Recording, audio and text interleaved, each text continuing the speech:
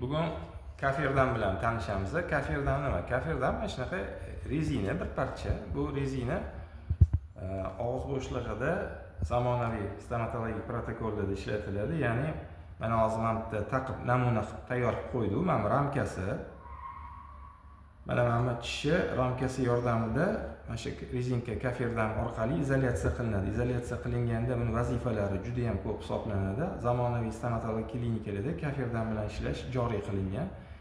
Nima kerak degan savol tug'iladi. Sababi kerak tomoniki, birinchidan mana kariozning bo'shlig'ini plomba qo'yasizmi yo nervini olinadimi, ichini plomba qilinadi, nima qilinsa ham tishdan izolyatsiya qilinadi, ya'ni og'iz bo'shlig'idan, namlikdan izolyatsiya qilinadi birinchidan. Keyin biz stomatologiyada xlorgeksidin bilan yuvishimiz mumkin.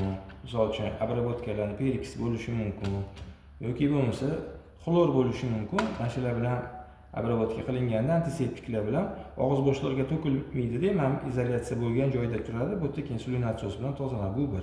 Keyin ikkinchisi bexosdan bor yutib olish mumkin. Mana bunaqa fayllar yutib olish mumkin. Mana shularni oldini oladi. Endi bu yerda ozgina qiyinchilik unaqacha ko'p ham bo'lmaydi, ozgina vaqt ketadi. Stomatologga vaqti va malakasiga bog'liq bo'ladi, lekin qolgan tomonlama, har tomonlama patsient tozaligi va sifat nuqtai nazaridan